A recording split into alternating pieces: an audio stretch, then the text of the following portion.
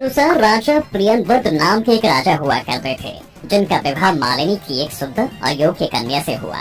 राजा प्रियंवद के राज्य में किसी चीज की कोई कमी नहीं थी। प्रजा अपने राजा को भगवान की तरह पूजती और उनका आदर करती।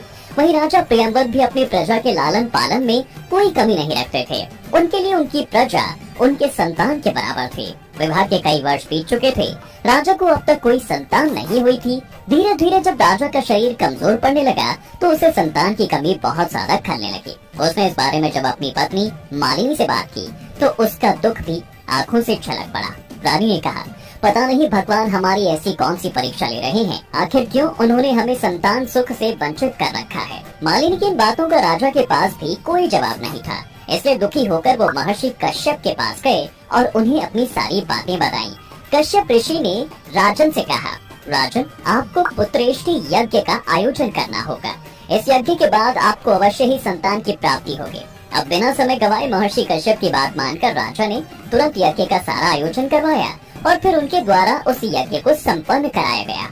महर्षि ने यज्ञ आहुति के लिए बनाई गई खीर को राजा की पत्नी मालिनी को खाने के लिए कहा, जिसके बाद भगवान के आशीर्वाद से खीर खाते ही राजा की पत्नी मालिनी गर्भवती हो गई। लेकिन दोस्तों, अभी भी उनकी परेशानी कम नहीं हुई, क्योंकि 9 महीने बाद जब मालिनी को एक पुत्र की प्राप्ति हुई तो वो संतान मरी हुई पैदा हुई थी। सबने राजा को समझाया कि भगवान के आगे भला किसकी चलती है। आप इस बच्चे को शमशान में छोड़ आइए।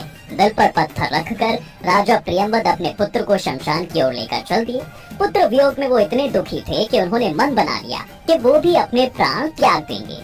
शमशान पहुंचकर राजा ने अपना गला काटने के लिए जैसे ही तलवार निकाली, उनके सामने भगवान की मानस पुत्री देवसेना प्रकट हो गई। उन्होंने राजा से बताया, सृष्टि की मूल प्रवृत्ति के छठे अंश से उत्पन्न होने के कारण मुझे पष्टी कहा जाता है। राजन, अगर आपकी पत्नी सच्चे श्रद्धा भाव से मेरा पूजन और व्रत रखेगी तो आपकी ये संतान दोबारा जीवित हो जाएगी। देवी की बातों से प्रेरित होकर राजा तुरंत महल पहुँचे और उन्होंने मालिनी को सारी बातें बताई। जिसके बाद राजा रानी दोनों ने पुत्र इच्छा से देवी पष्टी का 3 दिनों तक व्रत करके पूजा की, जिसके परिणाम स्वरूप देवी ने खुश होकर उनकी मरी हुई संतान को दोबारा जीवित कर दिया। कहते हैं जिस दिन राजा ने ये व्रत किया था उस दिन कार्तिक शुक्ल की पष्टी तिथि थी और तभी से छठी मैया के पूजन की ये परंपरा शुरू हो गई।